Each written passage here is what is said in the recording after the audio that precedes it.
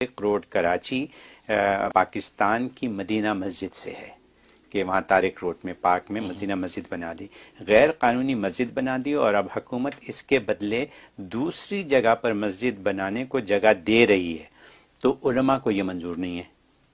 تو حضرت یہ فرمائیے کیا اسلام کسی بھی جگہ قبضہ کے ساتھ مسجد بنانے کی اجازت دیتا ہے؟ اچھا، یہ وہاں کے لوگ ہیں کراچی کے، ان کی آج کل بڑا سینسیٹیو مسئلہ چل رہا ہے۔ جی ہاں، لگتا ہے اس پر انہوں نے یہ سوال کیا۔ جی تو پہلی بات یہ کہ اسلام کو آپ کہہ رہے ہیں کہ عدل کی بات کر رہے ہیں، اسلام تو فضل سے کام چلا رہا ہے، آپ تو اس سے عدل مانگ رہے ہیں، اسلام تو فضل سے کام چلا رہا ہے۔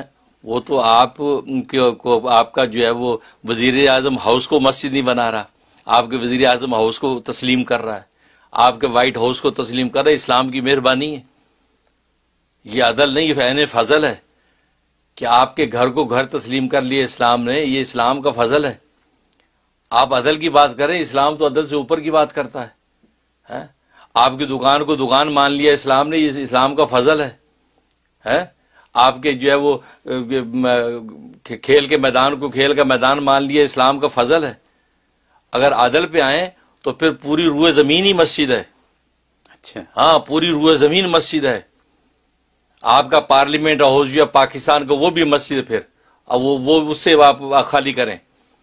آپ کا امریکہ کا وائٹ ہاؤس بھی پھر مسجد ہے، کیونکہ آپ کو پتہ نہیں کہ آپ کس پیغمبر کی امت ہیں اور کس پیغمبر نے کیا کہا اس بارے میں۔ صحیح بخاری کی حدیث ہے، خود نبی کریم صلی اللہ علیہ وسلم کا ارشاد ہے، اوتیت خمسا، مجھے 5 خصوصیات ایسی دی گئی ہیں کہ وہ فرمایا لم یؤتہن احد من انبیاء قبلی، مجھ سے پہلے نبیوں کو بھی کسی کو وہ خصوصیت نہیں دی گئی، وہ 5 مجھے صرف دی گئی ہیں۔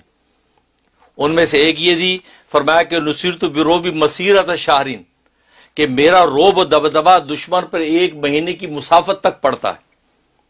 1 مہینے کی مسافت پر دشمن ہو تو میں یہاں بیٹھا ہوں مدینے میں، تو اس پر اس کا رعب و دبدبہ پڑے گا، آپ کی ہیبت اور رعب وہ جو ہے پس و پیش نہیں کر پائے گا۔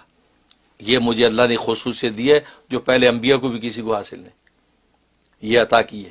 اور پھر دوسری فرمایا وہ جوئلت لی الارض مسجد و طہورا، پوری روئے زمین کو میرے لیے مسجد بنایا ہے۔ لفظ مسجد صاف فرمایا، پوری روئے زمین مسجد۔ جس نبی نے کہا کہ میرے لیے، میری امت کے لیے پوری روئے زمین مسجد ہے، آپ پارک لے کے پھرتے ہیں، آپ پارک کا لے کے پھرتے ہیں، آپ اپنا پارلیمنٹ ہو، یہ تو اسلام کی مہربانی ہے کہ آپ جہاں پارلیمنٹ بنا لیتے، اسلام کہتے چلو یہ پارلیمنٹ، آپ جہاں وائٹ ہاؤس کھڑا کر لیتے چلو وائٹ ہاؤس ہے، آپ جہاں پہ اپنی دکان بنا لیتے اسلام کہتے چلو یار دکان، آپ اپنا گھر بنا لیتے اسلام کہتے چلو یار تمہارا گھر۔ لیکن آپ کو پتا ہونا چاہیے پوری روح زمین بالقوہ، روحانی طور پر بالقوہ پوری زمین مسجد ہے۔ یہی وجہ ہے کہ آپ کا پارلیمنٹ آج مسجد میں کنورٹ ہو سکتا ہے، لیکن مسجد آپ کے پارلیمنٹ میں کنورٹ نہیں ہو سکتی، کیونکہ جب مسجد بالقوہ ہے، اس میں روحانی اور معنوی طور پہ مسجدیت کی طاقت ہے، اور وہاں جب بالفعل بھی مسجد بن گئی پھر تو ہٹانے کا مجال ہی نہیں ہے، آپ کو دنیا کی کوئی طاقت ہلا نہیں سکتی اس کو، کیونکہ بالقوہ تو آلریڈی مسجد ہے۔ نبی فرما رہے، صحیح بخاری کی حدیث ہے، آپ کا وائٹ ہاؤس جو ہے وہ وائٹ ہاؤس کو آج مسجد میں کنورٹ ہو سکتا ہے، لیکن مسجد وائٹ ہاؤس میں کنورٹ نہیں ہو سکتی، کیونکہ وہ مسجد بالقوہ مسجد ہے، اور اس پر بالفعل بھی جب مسجد بن گئی، آپ نے دیواریں کھڑی کر کے باقاعدہ مسجد بنائی، اب تو کوئی مائی کا لال اس کو کنورٹ کر ہی نہیں سکتا۔ آپ قبضوں کی بات کرتے ہیں، قبضہ نہیں، اسلام اپنا حق استعمال کر رہے، قبضہ نہیں ہے۔ قبضہ تو کسی کے حق کے اندر تصرف ہوتا ہے، یہ اسلام کا اپنا حق ہے، پوری زمین کو مسجد بنایا۔ نبی کے الفاظ مسجدن کے الفاظ ہیں، آپ اس کے سیدھے سادھے مسجد کا لفظ کا ترجمہ سیدھا سادہ کریں، کیوں کہ اللہ تبارک و تعالی نے اس کائنات کو بنایا اپنی عبادت کے لیے۔ وما خلقت الجن والانس الا لیعبدون، کہ میں نے جنوں اور انسانوں کی تخلیق صرف اپنی عبادت کے لیے کی ہے، اور عبادت میں سب سے اعلیٰ فرد عبادت کا نماز ہے، اور نماز کے لیے سب سے اہم محل جو نماز کا مسجد ہے، تو مسجد گویا کہ کائنات کی تخلیق کا مقصد ہی مسجد ہوا ہے، کیونکہ عبادت کا مقصد مسجد ہی سے پورا ہوتا ہے، تو پوری کائنات مسجد ہے۔ لیکن اسلام نے کتنی رحمت کی آپ کے ساتھ، آپ کسی جگہ اپنا گھر بنا لیتے اسلام کو، تو چلو تمہارا گھر اس کو تسلیم کر لیتے، لیکن آپ کا گھر اینی ٹائم مسجد میں کنورٹ ہونے کے لیے تیار کھڑا ہے. آج اپنا گھر مسجد بنا دیں تو کوئی دنیا کی طاقت نہیں روکے گی، گھر مسجد بن جائے گا. لیکن مسجد جب بن گئی تو وہ دوبارہ گھر نہیں بن پائے گا. اس کا مطلب یہ ہے کہ جو بالقوہ معنویت کے اعتبار سے مسجد تھی جگہ، وہ جب بالفعل بھی مسجد بن گئی، اب تو مجال ہی نہیں کہ آپ اس کو چینج کر سکیں. اب آپ قبضوں کی بات کرتے، قبضہ نہیں، اسلام اپنا حق استعمال کر رہا ہے. اگر اس پارک کی جگہ پہ مسجد بنی ہے تو اس کا اپنا حق ہے بھائی. یہ پارک کیا ہوتا ہے؟ پارک آپ نے پارک بنا لیا، آپ کے بنا سے پارک بن گیا، وہ تو نبی کہہ گیا یہ مسجد ہے. یہ آپ نے اس کو پارک کا ٹائٹل لگا دیا پارک ہو گیا؟ نہیں، نبی نے کہا جوئلت ریل ارض مسجد و طہورا، اللہ نے پوری روح زمین کو میرے لیے مسجد بنایا. میرا امتی کسی جگہ پہ نماز کا وقت وہاں سجدے میں کھڑا ہو جائے، نماز پڑھ لے. تو آپ بات کر رہے ہیں، آپ بہت پیچھے ہیں.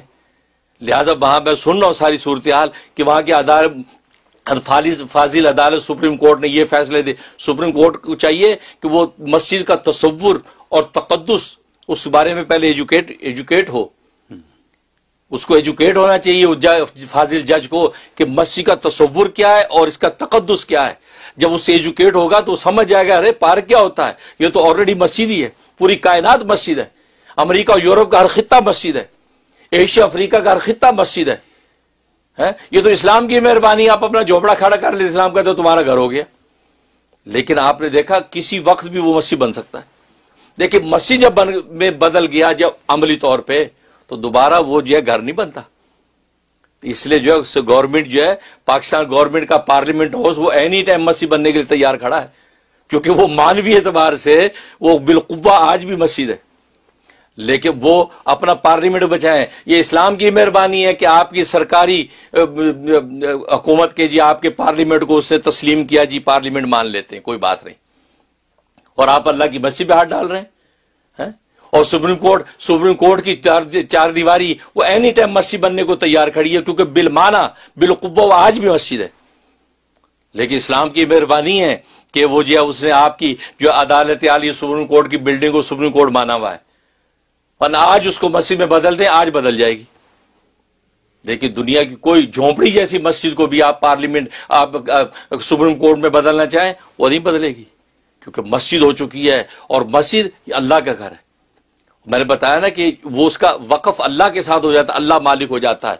اور اللہ ایک چیز کا مالک ہو جائے، اس کی ملکیت میں سے چیز چھین لینا کسی مائی کے لال کی مجال ہے. اس لیے یہ بہت، یعنی میں یہ کہتا ہوں کہ یہ میں نے ایک الگ سینیریو سے اللہ تبارک و تعالی نے مجھے یہ علم عظیم عطا فرمایا ہے کہ لوگوں کو اس نقطے پہ غور کرنا چاہیے، اور دنیا میں اہل علم حضرات کو اس نقطے پہ غور کرنا چاہیے. میرے اساتذہ اکابر بھی موجود ہیں، سن رہے ہوں گے، وہ اس نقطے پہ غور کریں. پوری روح زمین مسجد ہے. لفظ مسجد صاف نبی نے ارشاد فرمایا، اس میں تعویلات کی ضرورت نہیں ہے. وہ بالقوہ ہر جگہ مسجد ہے. ٹھیک ہے نا. لہذا یہ کہنا کہ جی یہ پارک کی قبضہ تھا، یہ ہو گیا، یہ ساری ڈھکوسلے ہیں. اور پھر اس معنی میں بھی اگر لے لیں، اس نقطہ نظر سے بھی غور کریں، تو بھی آپ کا فیصلہ غلط ہے. کیونکہ وہ سرکاری زمین ہی نہیں ہے. وہ زمین سرکاری نہیں ہے، وہ تو ایک پرائیویٹ کوآپریٹو ہاؤسز سوسائٹی کی زمین ہے. اور وہ پارک کے لیے انہوں نے مختص کی تھی. لیکن اہل محلہ جو کہ ممبرز ہیں اس کوآپریٹو سوسائٹی کے، انہوں نے کہا جی ہمیں پارک سے زیادہ مسجد کی ضرورت ہے. یہاں پہ انہوں نے اپنے حق کو خود کنورٹ کیا مسجد کے اندر. تو آپ کے اصول کے مطابق بھی وہ مسجد ہی ہے، گورنمنٹ کی سرکاری زمین ہی نہیں ہے وہ. اور پھر میں نے پہلے بتایا کہ سرکاری زمین آپ کی سرکار کیا، اصل وہ سرکار، اس سرکار کی ساری زمین للہ ملک السماوات والارض، اور اس نے ساری زمین کو اپنے نبی کی زبان سے ظاہر فرما دیا ساری زمین مسجد ہے. اور یہی وجہ ہے آپ نے دیکھا کہ نماز ہر جگہ ادا ہو جاتی ہے. آپ چرچ میں کھڑے ہو کے نماز پڑھ لے ہو جائے گی، سینگاگ میں پڑھ لیں، ٹیمپل میں پڑھ لیں، اور زرتشت کے آتش کدہ میں پڑھ لیں. وہ نبی کریم صلی اللہ علیہ وسلم مکہ کے اندر جو ہے بیت اللہ میں نہیں پڑھتے تھے، جہاں 360 بت بھی تھے. آپ کی نماز کیوں؟ کہ وہ اصل بالقوہ تو مسجد ہی ہے. اللہ کی واحد، اللہ کی عبادت کے لیے آپ اس کو پورا کر رہے ہیں، عبادت ہو رہی ہے.